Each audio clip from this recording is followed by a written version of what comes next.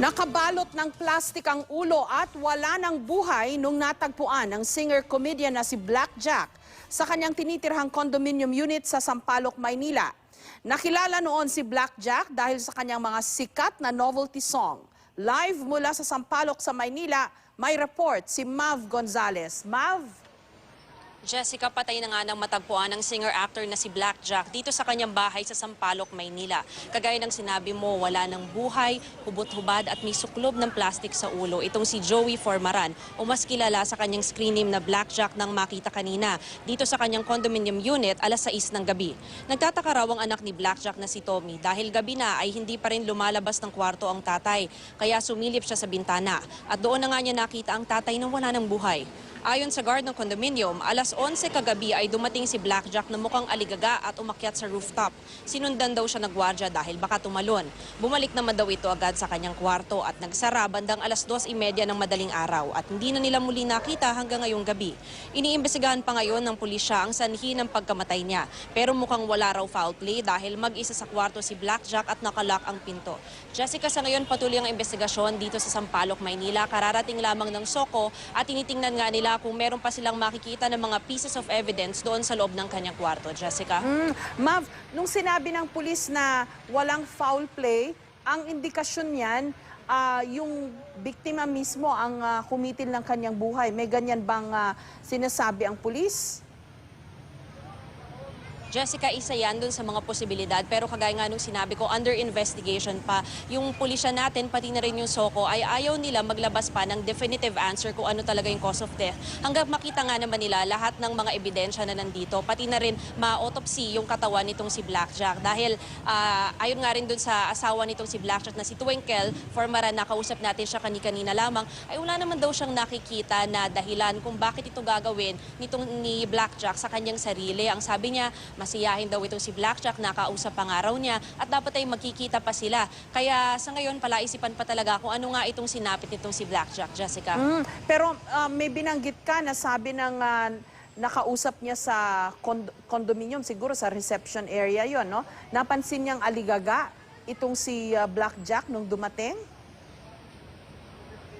Oo, tama, Jessica. Kausap natin yung gwardiya ng condominium na nakatao kagabi dito sa kanilang gusali. At sabi nga niya, ay lumabas daw itong si Black Jack mga bandang alas 11 kagabi. At pagbalik nito, ay nakita nga raw niya na medyo aligaga, palakad-lakad daw at mukhang meron daw iniisip. Pero nung kinausap naman daw niya, ay sumunod naman daw ito dahil umakyat pa nga sa rooftop eh. So medyo nag-worry itong gwardiya natin na baka raw tumalon. Pero nung sinabihan daw niya na, "Sir, sarado na po yung kwarto ng mga katabi ninyo, baka po pwedeng bumaba na kayo," ay sumunod naman daw ito kaagad. Tinanong din natin kung mukha bang nakainom si Black Jack nung umuwi o mukhang lango. Ang sabi naman ng gwardiya ay hindi naman daw. Mukha naman daw nasa katinoan nito nung pumasok sa kanyang kwarto kagabi, Jessica. Yung plastic sa kanyang ulo, anong pagkakadescribe ng pulis? Mukhang inilagay ba, may naglagay ba o anong ibang possibilities, Mav? Sa ngayon, Jessica, nagkaroon tayo ng pagkakataon na masilip yung crime scene. Nakita natin na transparent na plastic yung nakasuklob dito sa ulo ni Black Jack. Pero kagaya nga nung sinabi ng pulis, mukhang wala raw indication of foul play as of now dahil nga yung kwarto ay nakasara, nakalock ito, pati yung bintana ay grilled. So wala namang ibang pwedeng lugar kung saan pwede pumasok kung merong mang tao na pupunta doon sa kwarto ni Black Jack para siya ay patayin. At isa pa no, Jessica, ito kasing building na ito ay condominium, kaya merong lahat ng mga pumapasok at lumalabas ng gusali. At ayon na rin doon sa logbook, pati na rin doon sa mga gwardya na nakatao rito, mula kagabi hanggang ngayong araw, ay wala naman daw ibang pumasok doon sa kwarto nga nitong si Black Jack. Hanggang nung alas 6 ng gabi, kung saan natagpuan nga na patay na siya, Jessica. Okay. Maraming salamat sa iyo, Mav Gonzalez. Ang modelong Charing, dating bikining itim, naging modelong Charing, ginawa kong modelong Aching. Music, please.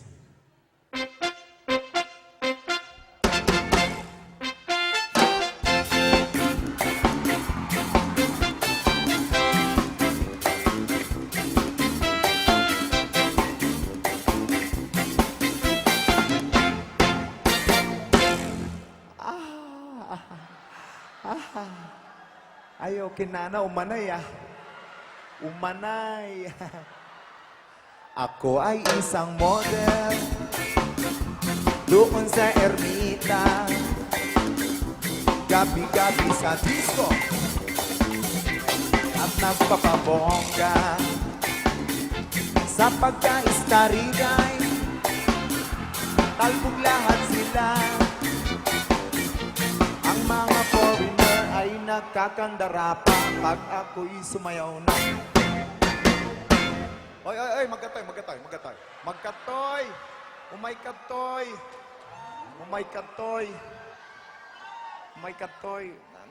Apay nyar aramidem, ha? Ha?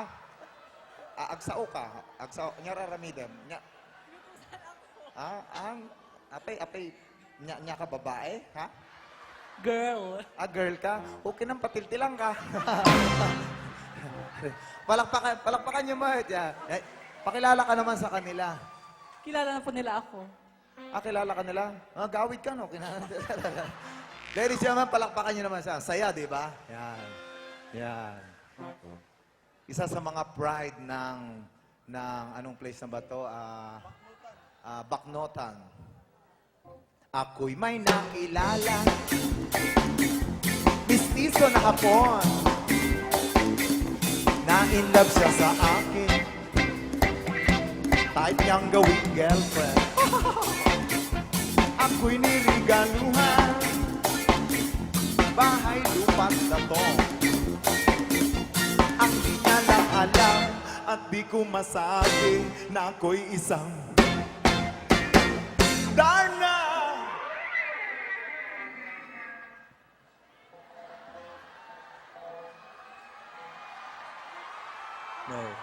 Nakita yo? Kastal alya niya. Ang iniingat-ingatan ko, ang ugat lawitan, muscles ko, na tinatago-tago ko pa sa tuwing kami magkasama. Kaya po naglaingan, Sa...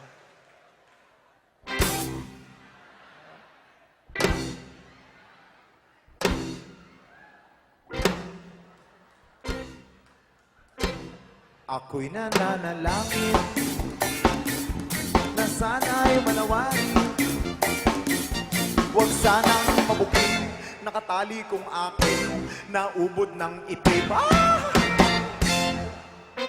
Okay, agragsak kayo, amen! Happy Fiesta! God bless you all! God bless you all!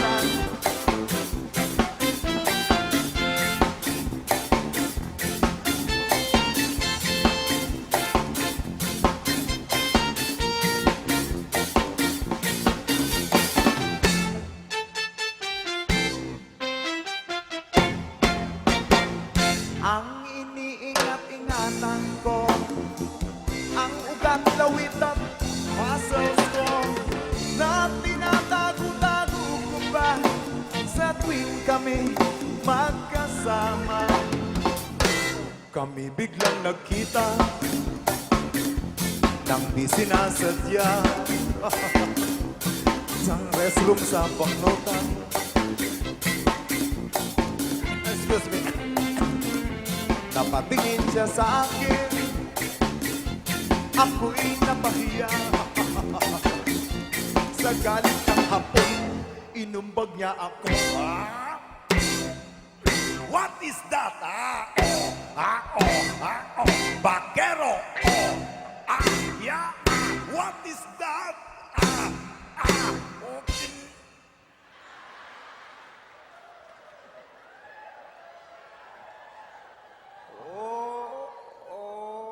Nama. Ano to yan? To.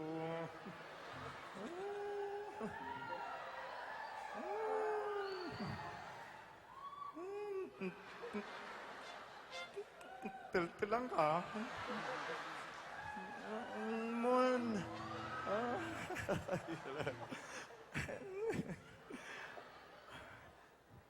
What? Ayos. What is that? Bakero. What is that? Okay, What is that, huh? Ouch, ouch, ouch. Sorry, Papa. Sorry, please. Sorry. Bakero, what is that? What is that? What is that? What is that? Anaconda.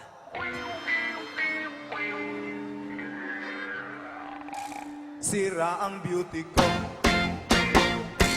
Ayos. Galing ah. Sira ang beauty ko. Ayos. Sira ang beauty ko. Ayos. Nalaing ah. Ayos ah. Patasak man talaga nalaing na gitoy. Kailangan ito'y nga to, napigsa. Siyempre, malakas pag nandito ako sa taas, no? Kapag sinyas-sinyas ka tao, okay na. Kapag... Oh.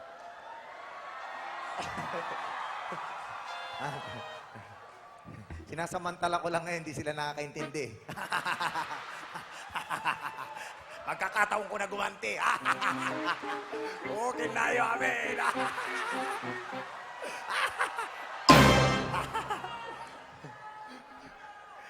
Di ba ibig sabihin ng okay nana, magandang lalaki sila? O, kumakaway pa eh, no? O, di ba? Okay ni Nayo. Oh, ayos, nakaganti rin. O, sige, patasin tayo. Patasin tayo, talagang nalaing na kita, ha? Joke-joke lang yun, ha? Joke-joke lang, ha?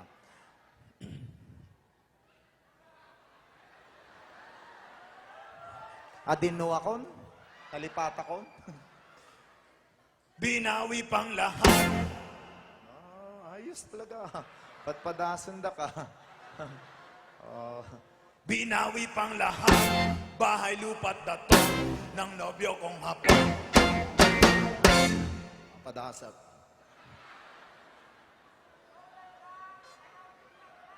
Binawi pang lahat. Bahay, lupa't dato ng nobyo kong hapon. Kinanaglaing ah. Ayos ah. Ayos, naglalaing. Ito, kininanatuyan. Ayos. Patasin tayo pa ya. Kita na talaga nalaing dagito eh. Aglumungak ah.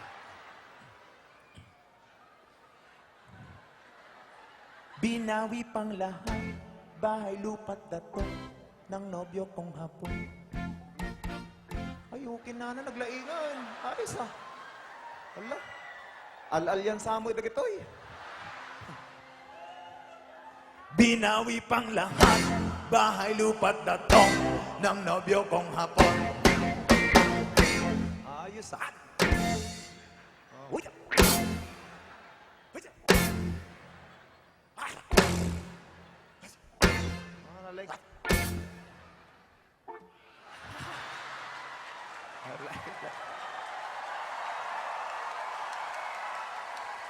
Nalaing.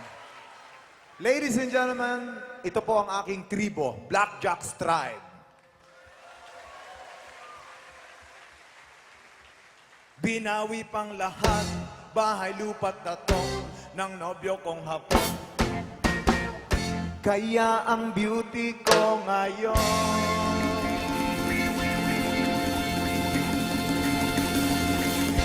nagtitinda na lang.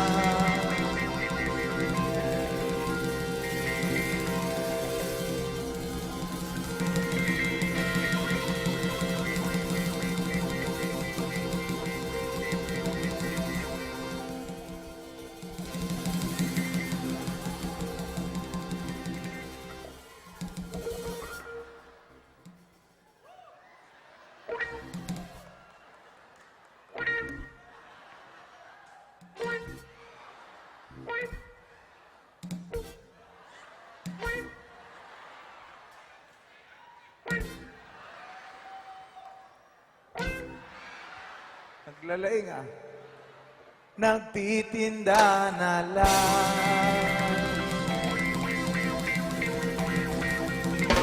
ng itlog at talong.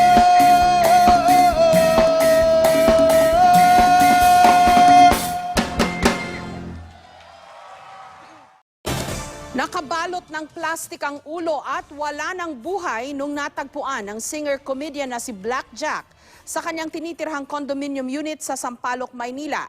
Nakilala noon si Black Jack dahil sa kanyang mga sikat na novelty song. Live mula sa Sampaloc sa Maynila, may report si Mav Gonzalez. Mav? Jessica, patay na nga ng matagpuan ng singer-actor na si Black Jack dito sa kanyang bahay sa Sampaloc, Maynila. Kagaya ng sinabi mo, wala ng buhay, hubot-hubad at may suklob ng plastik sa ulo. Itong si Joey Formaran o mas kilala sa kanyang screen name na Black Jack nang makita kanina dito sa kanyang condominium unit alas 6 ng gabi. Nagtataka raw ang anak ni Black Jack na si Tommy dahil gabi na ay hindi pa rin lumalabas ng kwarto ang tatay. Kaya sumilip siya sa bintana at doon na nga niya nakita ang tatay na wala ng buhay. Ayon sa guard ng condominium, alas 11 kagabi ay dumating si Black Jack na mukhang aligaga at umakyat sa rooftop. Sinundan daw siya ng gwardya dahil baka tumalon. Bumalik naman daw ito agad sa kanyang kwarto at nagsara bandang alas 2:30 ng madaling araw at hindi na nila muli nakita hanggang ngayong gabi. Iniimbestigahan pa ngayon ng pulisya ang sanhi ng pagkamatay niya. Pero mukhang wala raw foul play dahil mag-isa sa kwarto si Black Jack at nakalock ang pinto. Jessica, sa ngayon patuloy ang investigasyon dito sa Sampaloc, Maynila. Kararating lamang ng SOCO at tinitingnan nga nila kung meron pa silang makikita ng mga pieces of evidence doon sa loob ng kanyang kwarto. Jessica? Mav, nung sinabi ng pulis na walang foul play, ang indikasyon niyan, yung biktima mismo ang kumitil ng kanyang buhay. May ganyan bang sinasabi ang pulis? Jessica, isa yan dun sa mga posibilidad. Pero kagaya nga nung sinabi ko, under investigation pa. Yung pulisya natin, pati na rin yung SOCO, ay ayaw nila maglabas pa ng definitive answer kung ano talaga yung cause of death. Hanggang makita nga naman nila lahat ng mga ebidensya na nandito, pati na rin ma-autopsy yung katawan nitong si Black Jack. Dahil ayon nga rin dun sa asawa nitong si Black Jack na si Twinkle Formaran, nakausap natin siya kanina lamang, ay wala naman daw siyang nakikita na dahilan kung bakit ito gagawin ni Black Jack sa kanyang sarili. Ang sabi niya, masiyahin daw itong si Black Jack, nakausap pa nga raw niya at dapat ay magkikita pa sila. Kaya sa ngayon palaisipan pa talaga kung ano nga itong sinapit nitong si Black Jack, Jessica. Pero may binanggit ka na sabi ng nakausap niya sa condominium, siguro sa reception area yon, no? Napansin niyang aligaga itong si Black Jack nung dumating?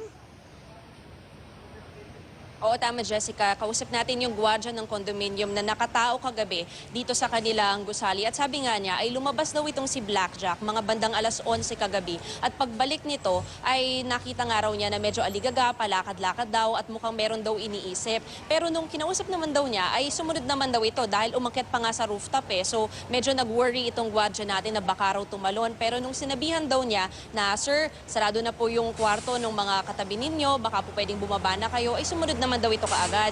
Tinanong din natin kung mukha bang nakainom si Black Jack nung umuwi o mukhang lango. Ang sabi naman ng gwardya ay hindi naman daw. Mukha naman daw nasa katinuan nito nung pumasok sa kanyang kwarto kagabi, Jessica. Yung plastic sa kanyang ulo, anong pagkakadescribe ng pulis? Mukhang inilagay ba, may naglagay ba o anong ibang possibilities, Mav? Sa ngayon, Jessica, nagkaroon tayo ng pagkakataon na masilip yung crime scene. Nakita natin na transparent na plastic yung nakasuklob dito sa ulo ni Black Jack. Pero kagaya nga nung sinabi ng pulis, mukhang wala raw indication of foul play as of now dahil nga yung kwarto ay nakasara, nakalock ito, pati yung bintana ay grilled. So wala namang ibang pwedeng lugar kung saan pwede pumasok kung merong mang tao na pupunta doon sa kwarto ni Black Jack para siya ay patayin. At isa pa, Jessica, ito kasing building na ito ay condominium, kaya merong log lahat ng mga pumapasok at lumalabas ng gusali. At ayon na rin doon sa logbook, pati na rin doon sa mga gwardya na nakatao rito, mula kagabi hanggang ngayong araw, ay wala naman daw ibang pumasok doon sa kwarto nga nitong si Black Jack. Hanggang nung alas 6 ng gabi, kung saan natagpuan nga na patay na siya, Jessica. Okay. Maraming salamat sa iyo, Mav Gonzalez. Ang modelong charing, dating bikining itim, naging modelong charing, ginawa kong modelong aching. Music, please.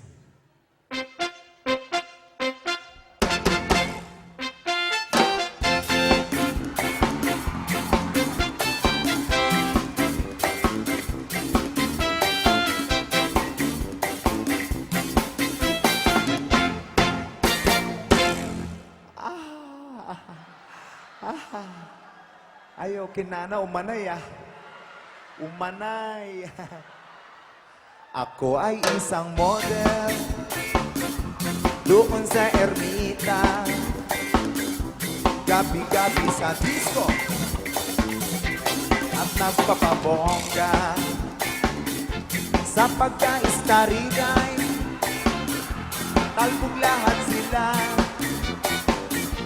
Ang mga foreigner ay nagkakandara pa pag ako'y sumayaw na. Oy, oy, oy, magkatoy. Magkatoy!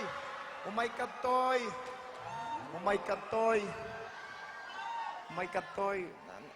Apay nyar aramidem, ha? Ha? Agsao ka. Agsao, nyar aramidem. Apay, nya ka babae, ha? Girl. Girl ka? Okay nang patiltilang ka. Palakpakan niyo mo. Pakilala ka naman sa kanila. Kilala na po nila ako.